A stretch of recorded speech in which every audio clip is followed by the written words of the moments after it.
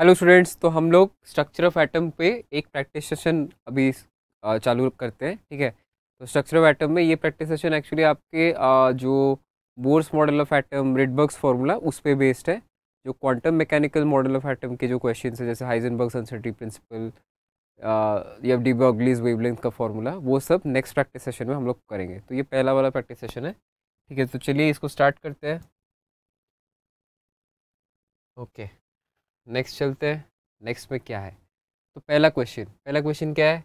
The ground state energy of hydrogen atom is -13.6 eV। ठीक है, तो आपका क्या होता है, बोर मॉडल के हिसाब से आपका एनर्जी ऑफ हाइड्रोजन एटम और हाइड्रोजन लाइक स्पीशीज़ का इलेक्ट्रॉन का एनर्जी क्या होता है? E = -13.6 Z²/n² eV। Electron volt में ये वैल्यू दिया जाता है। 1 इलेक्ट्रॉन वोल्ट आपका 1.6 × 10⁻⁹ कूलम होता है। तो ये आपका जूल्स होता है, सॉरी जूल्स, ये आपका जूल्स में होता है। ठीक है, तो इसमें क्वेश्चन क्या है? तो EV is a unit of energy, तो जूल्स में अगर इसको आप कन्वर्ट करोगे तो इतना आपका वैल्यू हो गया 1.6 × 10⁻⁹ जूल्स। ठीक है, फिर क्या है आपका? अभी क्वेश्चन में है energy of second excited state of He+ ion. He+ ion जो होगा, He+, तो He+ आपका हाइड्रोजन लाइक स्पीशीज़ है, मतलब एक 1 इलेक्ट्रॉन सिस्टम। तो He+ में आपका कितना, He एटम में आपका 2 प्रोटॉन होता है, 2 प्रोटॉन 2 न्यूट्रॉन वाला एक न्यूक्लियस होता है। इसका मास नंबर 4 है। इसके चारों तरफ एक इलेक्ट्रॉन होगा फर्स्ट शेल में। ठीक है, इसीलिए ये He+ है। जनरली 2 इलेक्ट्रॉन होते हैं, बट यहाँ पे एक इलेक्ट्रॉन है। ठीक है, अब क्या होगा, इसमें आपको निकालना है इसका एनर्जी, तो हमें ये फॉर्मूला यूज़ करना है। तो मेरा Z हीलियम के लिए 2 होता है, Z = 2। फिर मेरा जो N है सेकेंड एक्साइटेड स्टेट। तो सेकेंड एक्साइटेड स्टेट कौन सा होता है? ग्राउंड स्टेट होता है 1, N = 1। फर्स्ट एक्साइटेड स्टेट पे N = 2, सेकेंड एक्साइटेड स्टेट पे N = 3। तो N = 3 में मुझे ये वैल्यू निकालना है, तो बस मैं फॉर्मूला डालूंगा। तो E = -13.6 इंटू Z मेरा 2 है, 4 Z² मेरा N² है, तो 4/9। ठीक है, तो N मेरा 3 है, तो ये 4/9 होगा। ठीक है, तो फिर 4/9 जब होगा, इसका वैल्यू अप्रॉक्सीमेटली आपका आएगा -6.04 इलेक्ट्रॉन वोल्ट। इन इलेक्ट्रॉन वोल्ट को अगर आपको जूल्स में कन्वर्ट करना है, you can use this conversion. ठीक है, तो इससे मेरा आंसर है ऑप्शन बी। ठीक है, तो ये आपका सोल्यूशन है। सेकेंड एक्साइटेड स्टेट में N = 3 है, हीलियम का Z = 2 है, He+ आयन आपका हाइड्रोजन लाइक स्पीशीज़ है, इसीलिए you can calculate the values. Next चलते हैं। नेक्स्ट में क्या है? The ratio of the shortest wavelength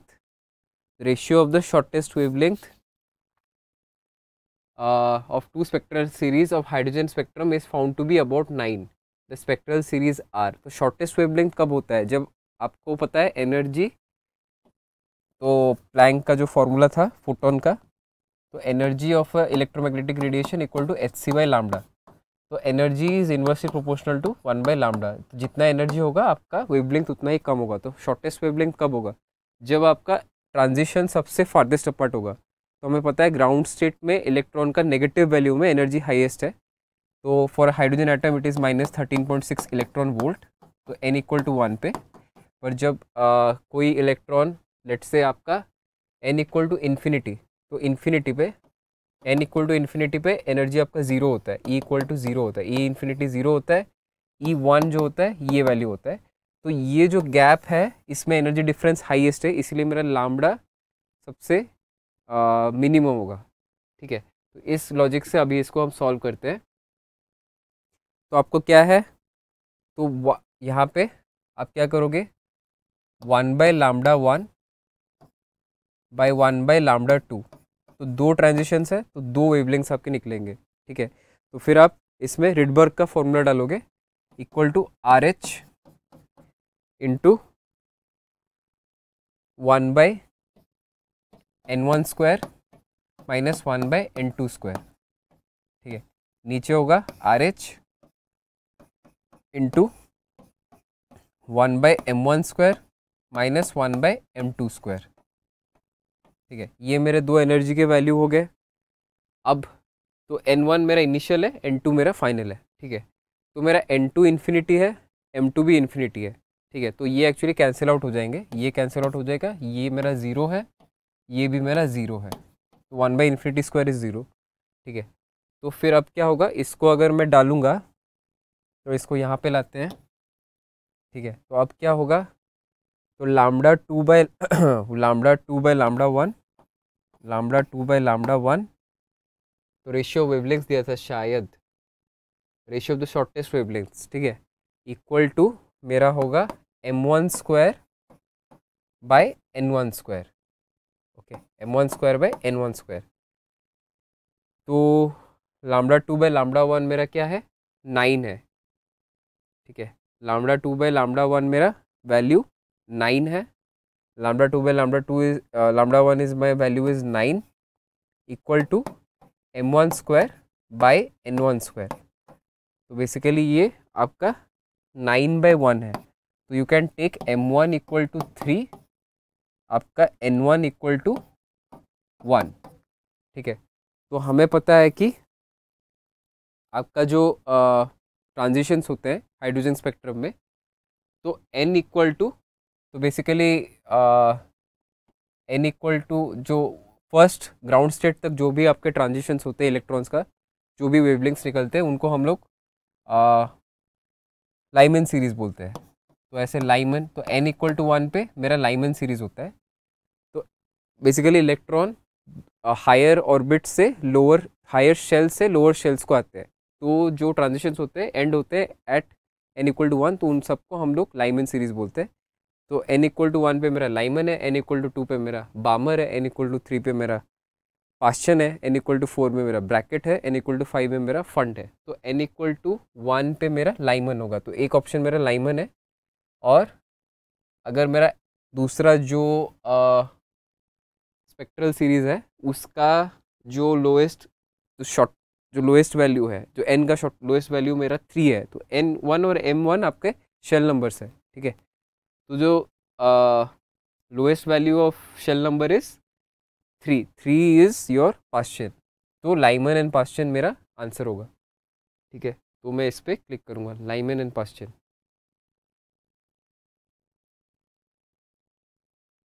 ठीक है, वही जो मैंने किया है वो बेसिकली यहाँ पे हुआ है, ठीक है। लैम्डा 1 में lambda 2 equal to m1 square by n1 square, justify the statement. चलिए नेक्स्ट चलते हैं। नेक्स्ट में क्या है, तो नेक्स्ट में है which of the following is the energy of possible excited state of hydrogen, ठीक है।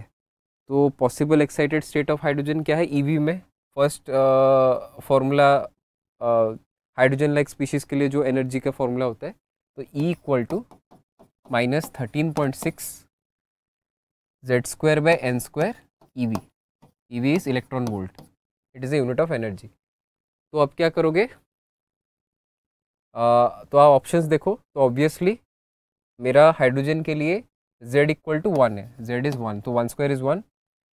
If I take n equal to 1, n square will be 1, so there is a answer, so there is no minus 13, so plus 13.6 is not possible. एक electron का hydrogen like species में highest energy can be zero at infinity. Formula के हिसाब से देखो, n जब आप infinity ले लोगे आपका वैल्यू ज़ीरो हो जाएगा एनर्जी का, ठीक है। तो अब देखते हैं कौन सा है, ऑप्शन डी देखते हैं। ऑप्शन डी मुझे थोड़ा फेमिलियर दिख रहा है, तो मैं क्या करूँगा, माइनस 13.6 बाई n को 2 डालता हूँ, तो बाई 4, तो बाई 4 करूँगा तो I think my answer is negative 3.4 electron volt. तो मेरा ऑप्शन डी यहाँ पे सही है, ठीक है।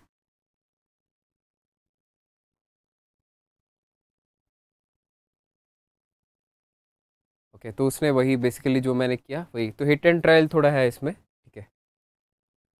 नेक्स्ट क्या है, energy of an electron is given by E equal to this much, ठीक है। तो ये एनर्जी का फॉर्मूला मैंने इलेक्ट्रॉन वोल्ट में दिया था, अब जूल्स में देते हैं, ठीक है। जूल्स में एनर्जी का formula for hydrogen like species है E equal to minus 2.178 into 10⁻−18 Z²/n² joule. तो ये जूल में आपका एनर्जी दे रहा है, उसमें इलेक्ट्रॉन वोल्ट था, इलेक्ट्रॉन वोल्ट को जूल में भी कन्वर्ट कर सकते हो। -13 उनका जो एक्सचेंज है कि 1 EV equal to 1.6 into 10⁻19 joules. तो इसको आप इंटरचेंज करके ये वैल्यू तक भी ला सकते हो, ठीक है। तो अब क्या करना है, wavelength of light required to excite an electron in an hydrogen atom from n1 equal to n2 will be. तो आपको पता है कि जब electrons when they lose energy and they drop to lower orbits और orbits closer to the nucleus, they will emit a photon. तो वो photon का हमें यहाँ पे एनर्जी, ये यहाँ पे एक्चुअली उल्टा करना है, एनर्जी गेन करेगा अगर इलेक्ट्रॉन तो वो जंप भी कर सकता है। तो वो जंप करने के लिए कितना वेवलेंथ का आपको लाइट चाहिए, ओके। तो इसमें क्या करना है, तो मुझे पता है एनर्जी डिफरेंस क्या है, ठीक है। तो लाइट का वेवलेंथ क्या है, E इक्वल टू hc/λ, ठीक है। ये मेरा लाइट का फॉर्मूला हो गया। अब एनर्जी डिफरेंस क्या है, E इक्वल टू मेरा होगा 2.178 into 10⁻18 1/n initial square -1/n final square, okay. तो वो जंप कर रहा है तो ni आपका छोटा होगा, 1/ni आपका बड़ा नंबर होगा, 1/nf आपका छोटा नंबर होगा। तो यहाँ पे आप वैल्यूज़ को पुट करो बस, ठीक है। जब आप वैल्यूज़ पुट करोगे तो आपका आंसर आना चाहिए 1.214 इंटू 10⁻7। तो ये इक्वेशन को आपको सॉल्व करना है बेसिकली। ये आपका इक्वेशन 1 है, ये आपका इक्वेशन 2 है। ये दोनों को जब आप सॉल्व करोगे you will get your answer, ठीक है, ओके। तो इसका सोल्यूशन आपका ऑप्शन सी है।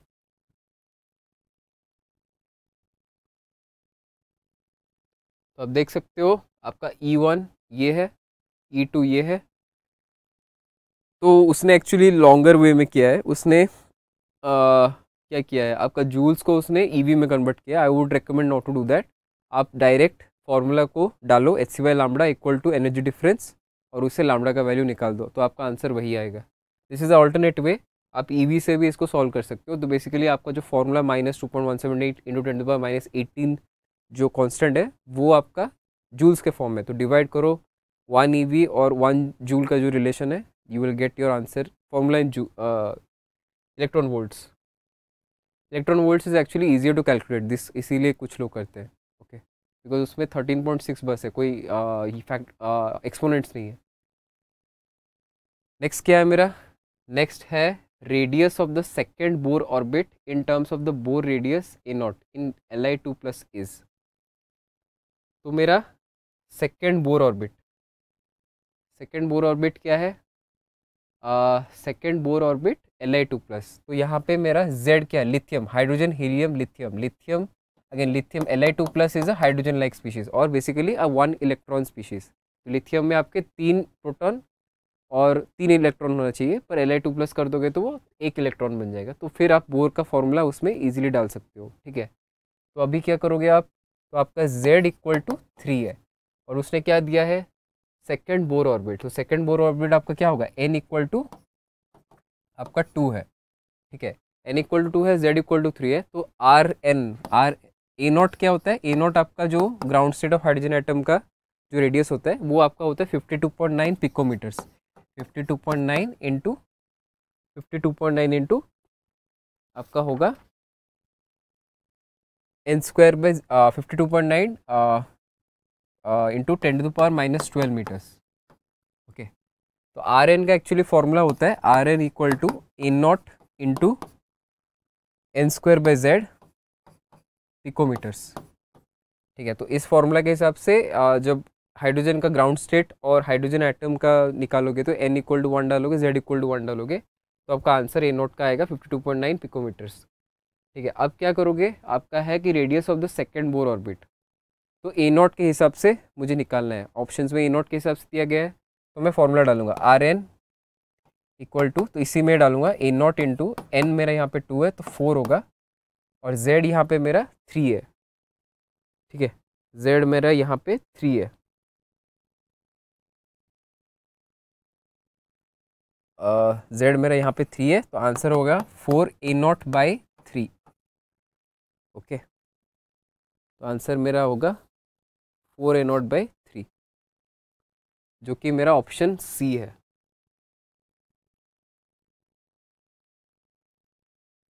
ठीक है, इसके बाद तो वही उसने वही फॉर्मूला डाला है, टू स्क्वायर इंटू a0/3, तो 4a0/3। Again these formulas are applicable to hydrogen like species, one electron systems. So we will go. So that was actually one of the demerits of Bohr's model of an atom, कि उनका application hydrogen like species के लिए ही better था। Next question क्या है? The electron in the hydrogen atom undergoes transition from a higher orbitals to orbital of radius 200। तो basically हमें n निकालना है। तो आपका जब ट्रांजिशंस होता है तो एक सर्टेन पॉइंट तक सारे आपके इलेक्ट्रॉन्स ट्रांजिट करते हैं, तो वो जो लास्ट पॉइंट है उसको निकालना है। लास्ट पॉइंट मतलब जो मिनिमल n वैल्यू है। तो आपका लाइमन में क्या है? आपका लाइमन में n=1 है, बामर में n=2 है, फास्ट चेन ब्रैकेट फंड आपका 3 4 5 हो गया। तो उसके हिसाब से मुझे n निकालना है। तो n कैसे निकालूंगा? फॉर्मूला डालूंगा फिर वही, Rn = 52.9 n²/z picometres. Already picometres में उसने दिया है मुझे वैल्यू। ठीक है,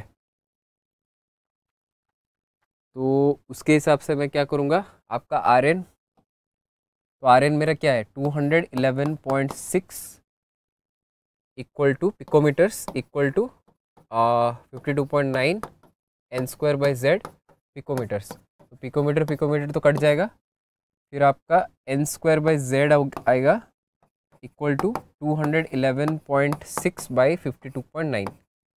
okay, so this should be 2.9 × 4 मेरा कितना होता है? 29 × 4 कितना होता है? 29 4 9 4 36 2 4 11 116 होता है मेरा। ठीक है, तो अगर 116 हो रहा है तो दिस विल बी 4, और मेरा z यहाँ पे हाइड्रोजन है तो 1 है, n² = 4 होगा, तो n² = 4 होगा तो आपका n कैन बी +-2, और obviously negative values don't matter, तो +2 ही मेरा आंसर होगा। तो मिनिमम वैल्यू अगर 2 है तो वो बामर सीरीज होगा। ठीक है, तो ये मेरा आंसर होगा।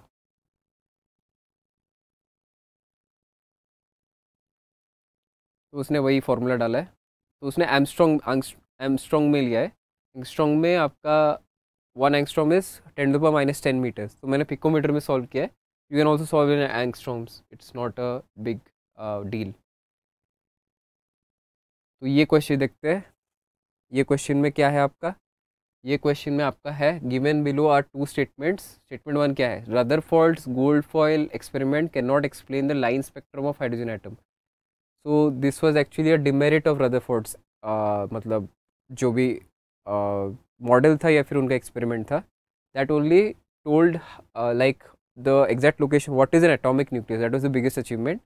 और उन्होंने एटॉमिक न्यूट्रलिटी भी सॉल्व किया, बट कैसे इलेक्ट्रॉन्स रिवॉल्व कर रहे हैं या फिर ऑर्बिट में हैं, या फिर एटम में कैसे इलेक्ट्रॉन्स अरेंज हुए हैं, या फिर आपका ये जो सब हाइड्रोजन स्पेक्ट्रम, तो जो स्पेक्ट्रम निकल रहा था आपका एमिशन स्पेक्ट्रम, अब्जॉर्प्शन स्पेक्ट्रम, तो उसको रदरफोर्ड्स थ्योरी एक्चुअली डिफाइन नहीं कर पा रहा था, या फिर उनका एक्सपेरिमेंट, तो वो उसका एक डिमेरिट है। तो स्टेटमेंट 1 मेरा ट्रू है। स्टेटमेंट 2 क्या है? Bohr's model of hydrogen atom contradicts Heisenberg's uncertainty principle in light of these above statements। तो आपका हाइजेनबर्ग्स अनसर्टेनिटी प्रिंसिपल क्या है? तो एक पॉइंट पे कोई भी चीज़ का आप पोजीशन और वेलोसिटी साइमल्टेनियसली नहीं जान सकते। ठीक है, एक जान सकते हो या दो जान सकते हो, दोनों एक समय पे नहीं जान सकते। तो ये जैसे जब बोर बोल रहे हैं कि इतना रेडियस पे इतना वेलोसिटी पे इलेक्ट्रॉन मूव कर रहा है, तो that is actually violating the Heisenberg's uncertainty principle. तो इसीलिए both statement 1 and statement 2 are true. ठीक है, simultaneous calculation of speed and distance of electron from the nucleus, something which was, तो ये Heisenberg's uncertainty principle actually a very big truth about the universe. It actually applies to everybody. Again mass, जितना mass छोटा होगा actually इसका effect उसका इतना ज़्यादा होता है। ठीक है, तो बच्चों कुछ हमने क्वेश्चंस अभी सॉल्व किए। आप लोग क्या करो, इसके बाद हमारा प्लेटफॉर्म में जाओ mbibe.com, या फिर हमारा ऐप mbibe जो आपका APK फाइल है उसका, मतलब एंड्रॉयड प्ले स्टोर पे मिलेगा या गूगल iOS ऐप स्टोर पे मिलेगा, वहाँ पे जाओ, अब ग्रेड सिलेक्ट करो, तो dream under graduate college select करो, कोई भी इंजीनियरिंग लो या फिर नीट मेडिकल लो, अगर आप जो भी जिसके भी स्टूडेंट हो, तो जाके फिर आप अपना क्वेश्चन सॉल्व करना। ठीक है, तो इसके सिलेक्ट करने के बाद लर्न में जाना, क्या एक टैब होगा लर्न का, लर्न में जाके बुक्स सारे एक होते हैं, DPPs होते हैं या फिर रेफरेंस बुक्स होते हैं, वो जाके आप सॉल्व कर सकते हो। तो इसके बाद हमारा एक एम्बाइब लेंस ऐप है, वो भी आप लोग डाउनलोड कर सकते हो। ये गूगल लेंस की तरह है, तो जैसे आप पढ़ रहे हो कि हाइजेनबर्ग्स अनसर्टेन प्रिंसिपल क्या है, तो बस आप उसको स्कैन करो तो वो आपको रेलेवेंट सर्च रिजल्ट देगा in the form of 3D models, videos, questions, theory. So it will help you in your growth. So thank you guys for attending this practice session. Keep imbibing. Keep imbibing. We believe in you.